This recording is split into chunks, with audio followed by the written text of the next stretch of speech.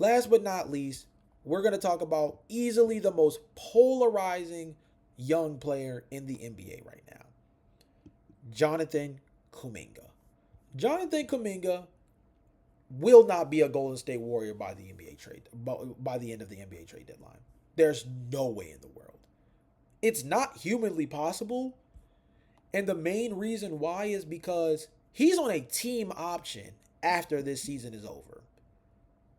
So they either have to trade him at the trade deadline this season, or they go through the debacle of him either becoming an unrestricted free agent because they do not pick up the team option and you lose him for nothing, or you pick it up and you have to play this whole song and dance again of dealing with his happiness, his lack of contribution, or how he feels or does not feel within his playing time and how he's able to contribute for this Golden State Warriors team that is running out of time to be a real competitor in the Western Conference contenders bracket, right?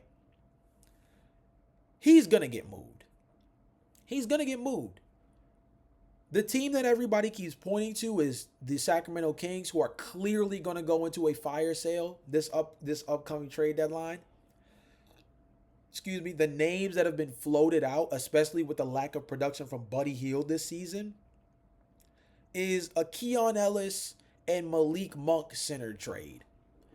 You get someone in Keon Ellis who shoots nearly 43% from beyond the arc. You get somebody in Malik Monk who we know is a high volume scorer, off the bench punch, 6th man of the year candidate type of guy who can give you the kind of offensive flexibility that the Golden State Warriors, quite frankly, have not had in a long time, as far as being able to have somebody that can actually put up points when Steph Curry is not on the floor. Because let's be honest, for my Warriors fans, you guys know this, Steve Kerr does not know how to coach if Steph Curry's not on the floor. I don't know what it is about Steph Curry. I mean, don't get me wrong, he's a generational talent.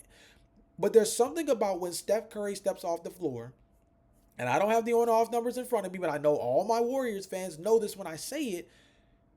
When they do not have Steph Curry on the floor, it's like they don't know how to run an efficient offense in any way that allows them to maintain a strong enough lead. Because even when you have somebody like a secondary ball handler, like a Jimmy Butler that you can run offense through when Steph sits on the bench, they just still don't know how to get efficient looks to maximize the fact that they're usually leaning into a lineup that maybe has a little bit more three-point shooting in it, because you have Brandon Podziemski and Buddy Hield and Quentin Post and things of that nature. Yet they struggle so much. And yes, do they have a positive net rating when Jimmy Butler, Steph Curry, and Draymond Green play together? Yes, they do. That trifecta playing as well as they do when they're together on the floor proves that they're still good enough to be a championship caliber team with the right pieces around them. The problem is two things. Number one, their lack of rim protection. Trayce Jackson-Davis is barely getting minutes. Al Horford has definitely lost a step as a rim defender. And Quentin Post has never been that. So they don't have a real anchor in the middle. It's why their name has came up for names like Anthony Davis, ironically. Should Dallas call Golden State about Jonathan Kuminga? Double wing lineup with him and Cooper Flag. Could be interesting. A lot of athleticism in that front court with those two guys, by the way, too. And then you got Derek Lively at the center spot. I mean, it would be a lot of dunks. I'm just saying, it would be a lot of dunks if you got Kuminga, Cooper Flag, and Derek Lively all on the same team. It would be a lot of Lob City stuff going on. Just get yourself a good passing point guard all of a sudden. Just saying. But they also need somebody who can be a real offensive shot generator off the bench. Someone who brings a little bit more defense as well, that you can maybe interchange next to Steph Curry at that 2-guard spot. And you could get that by getting Keon Ellis, who is only owed $2.3 million.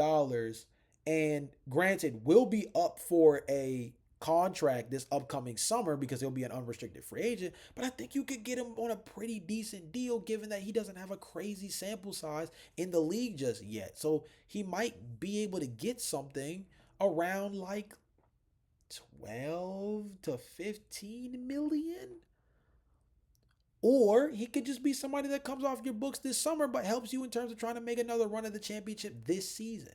And then Malik Monk, although he doesn't offer the same level of financial flexibility all the way, he's still another guy who is hitting nearly 45% from beyond the arc in just around 24 minutes a game so far this season.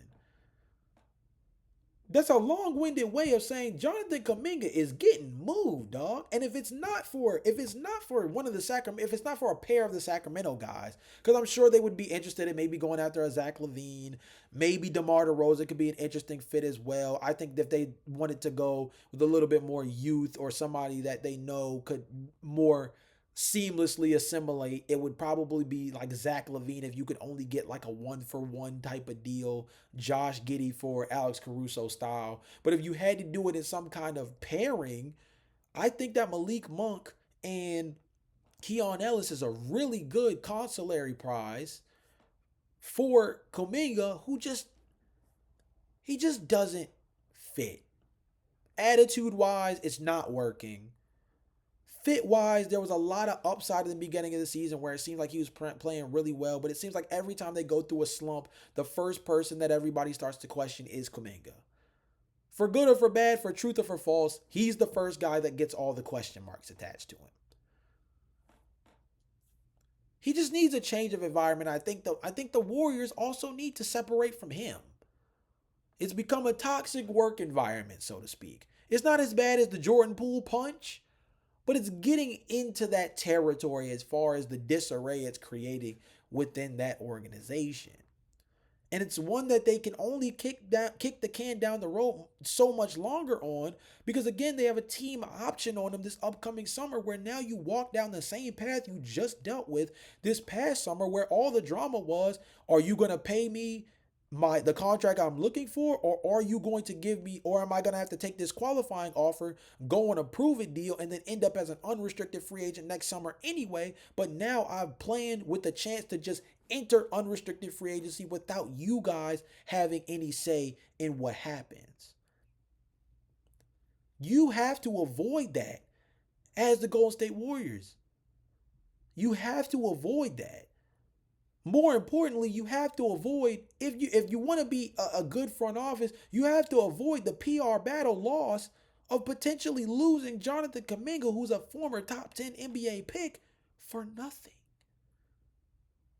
If you don't move him for any other reason, move it for pride.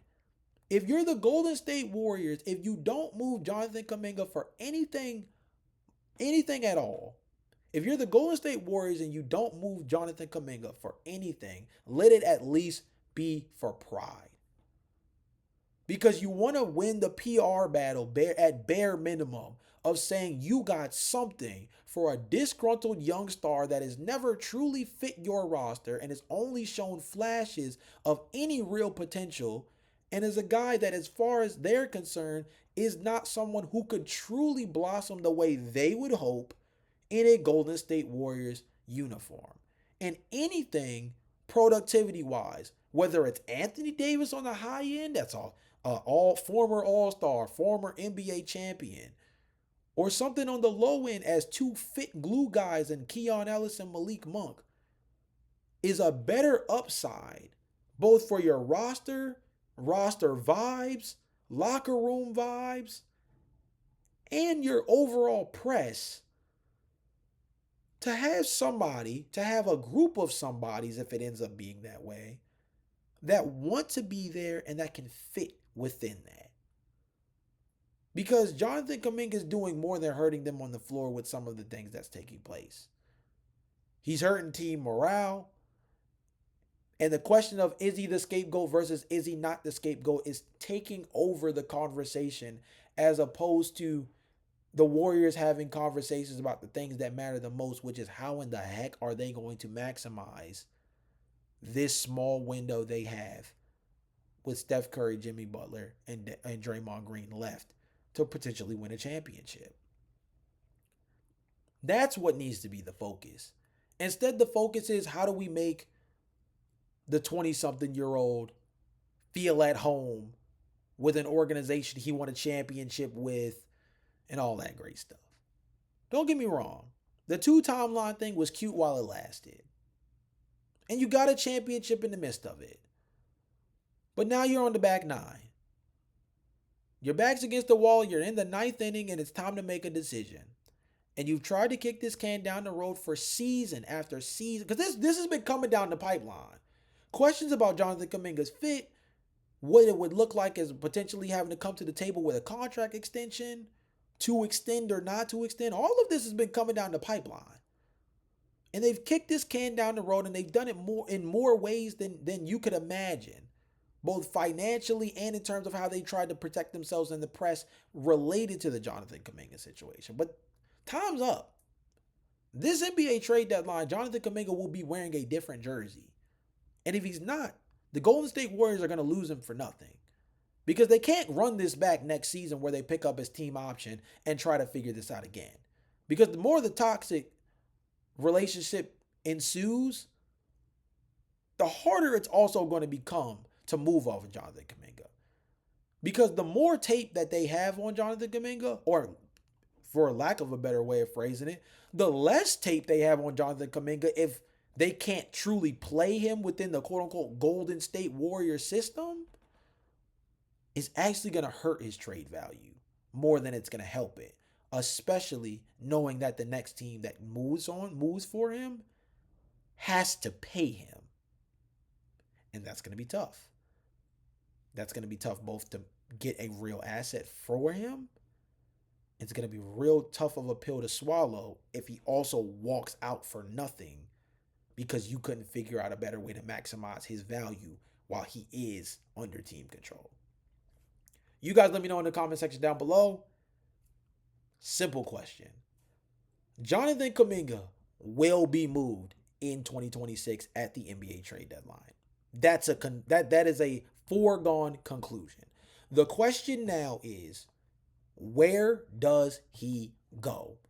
And for that team, let me know who you think he should be traded for, whether it's one player like an Anthony Davis-centered trade with the Dallas Mavericks, or a group of players that can add real depth to this Golden State Warriors team as they try to make their last final push towards winning a championship during this time frame where their trio is only signed for this year and one more year as a group before they end up having to have real questions as an organization about the future of this team.